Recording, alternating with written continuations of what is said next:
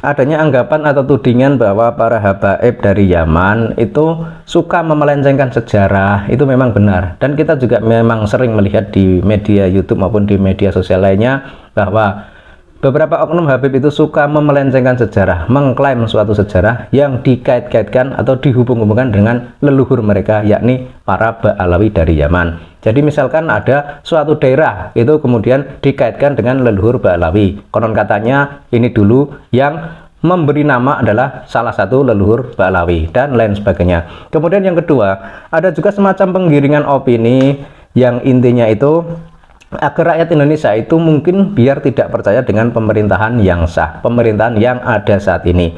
Dan tujuannya apa? Ya tentu saja, jika rakyat itu sudah tidak percaya dengan pemerintah yang ada, otomatis rakyat itu akan mencari pemimpin yang lain. Nah, jika sudah seperti itu, otomatis akan terjadi suatu kekacauan, entah itu kekacauan pikiran, entah kekacauan narasi, entah kekacauan yang sebenarnya. Jadi intinya apa? Intinya itu para habaib Ba'alawi itu ada segelintir oknum yang memang sengaja membuat narasi-narasi, penggiringan-penggiringan opini agar rakyat itu tidak suka dengan pemerintahan yang sah. Jadi intinya apa? Ya intinya agar orang-orang Indonesia itu percayanya hanya kepada para habaib saja, tidak percaya kepada pemerintah yang ada. Dan ini ada sebuah video dari salah satu oknum Habib Ba'alawi dari Yaman yang sangat menarik untuk kita simak bersama. Krisis apa nggak krisis sekarang? Jangan pura-pura ente, Indonesia ini dijajah sama Belanda 350 tahun nggak punya utang. Ini dipotong dulu ya. Jadi ini Pak Taufik Assegaf ya, ini dia bilang kalau Indonesia itu dijajah 350 tahun itu tidak punya hutang. Ini infonya itu dari mana? Sebagaimana kita ketahui ya, selama 350 tahun Belanda menjajah negara kita, Indonesia itu belum ada.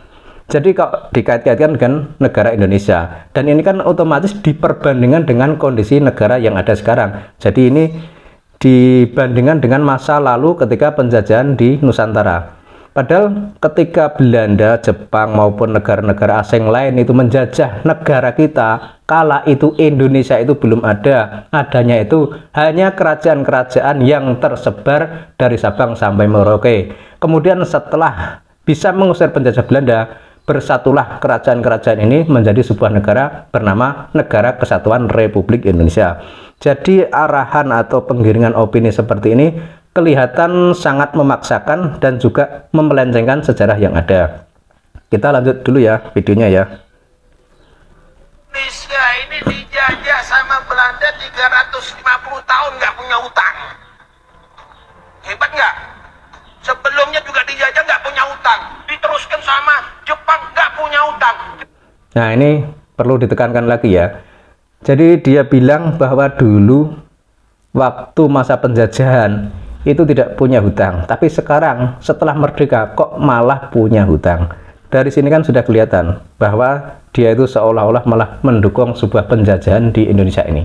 Kan ini sudah sangat bertentangan dengan apa yang menjadi cita-cita pejuang kemerdekaan Republik Indonesia, yaitu untuk membebaskan bangsa dan negara dari segala bentuk penjajahan. Kita lanjut lagi ya, nonton videonya ya. Kok banyak utang nggak ada penjajahnya? Kok banyak utang nggak ada penjajahnya? Kok banyak utang nggak ada penjajahnya? Kok banyak utang nggak ada penjajahnya? Krisis sama nggak krisis? Jangan. Jadi kan jelas ya ini ya. Jangan bodohin. Dia bilang kok nggak ada penjajahnya malah banyak utang. Jadi di sini kan sudah kelihatan ya, nampak sekali bahwa penggiringan opini itu mereka itu ingin agar rakyat Indonesia itu tidak suka terhadap pemerintahan yang sah yang ada saat ini. Kemudian tujuannya apa? Kok orang itu diminta atau diarahkan agar tidak suka dengan pemerintahan yang sah yang ada saat ini? Ya tentu saja arahnya itu agar rakyat Indonesia itu memilih pemimpin dari kelompok mereka. Kemungkinan seperti itu.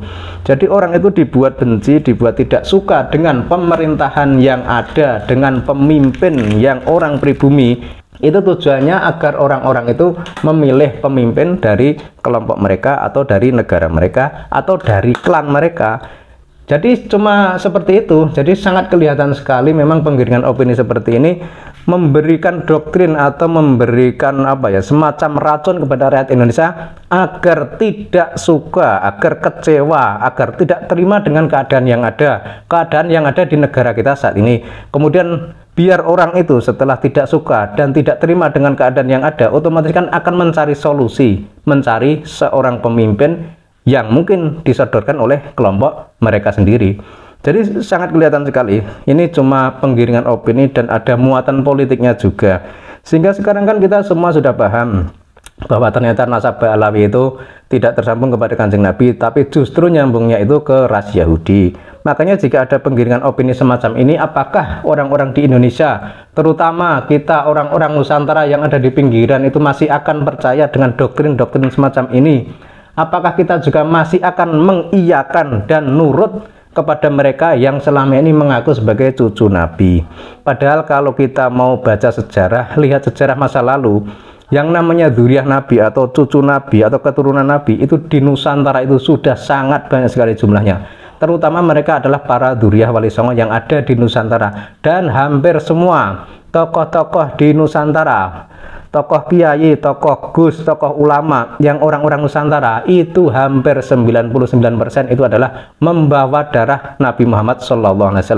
Sementara para Habaib Ba'alawi dari zaman ini datang ke Indonesia itu seolah-olah ingin menggeser peran dan posisi para dzurriyyah Nabi tersebut dengan menyajikan tampilan yang berbeda dengan keadaan yang sebelumnya. Jadi mereka berpakaian ala orang Arab, berpakaian serba putih, itu kan memberikan suatu gambaran bahwa ini adalah sesuatu yang berbeda. Kemudian dikuatkan lagi dengan doktrin bahwa mereka itu menikah hanya satu kelompok mereka saja. Artinya yang laki-laki itu boleh menikah dengan orang dari klan mereka, sementara yang perempuan itu harus menikah dengan orang-orang yang satu klan dengan mereka, yakni klan Ba'alawi.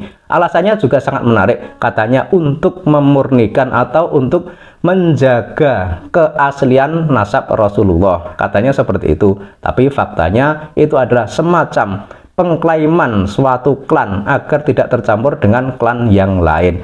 Makanya sekarang jika sudah ada pembuktian dari berbagai tes DNA, dari berbagai kajian kitab nasab bahwa nasab Ba'alawi itu ternyata nyambungnya ke Yahudi, ya malah justru kebetulan. Dan sekali lagi kita di sini tidak rasis atau membeda-bedakan kelompok atau golongan, itu tidak ya, karena negara kita Nusantara atau Indonesia itu menerima orang-orang dari mana saja, dari suku apa saja, dari ras apa saja, dari negara mana saja, asalkan mereka itu mau menjunjung tinggi adat istiadat yang ada di Nusantara. Dan yang sangat dibutuhkan itu adalah peran para ulama, para kiai, para pejabat, para tokoh masyarakat untuk memberikan penjelasan kepada masyarakat luas yang ada di Indonesia ini agar mereka itu tidak terbohongi dengan adanya kabar nasab palsu. Dan semua ini harus disuarakan, harus diungkapkan ke publik, jangan hanya disembunyikan, jangan hanya didiamkan saja, tapi harusnya itu disuarakan. Karena ini adalah sebuah kebenaran. Kebenaran itu harus disuarakan. Jika kebenaran tidak disuarakan, lama-lama akan dianggap sebagai kebohongan. Sementara jika suatu kebohongan itu sering disuarakan, itu bisa disalahpahami sebagai sebuah kebenaran.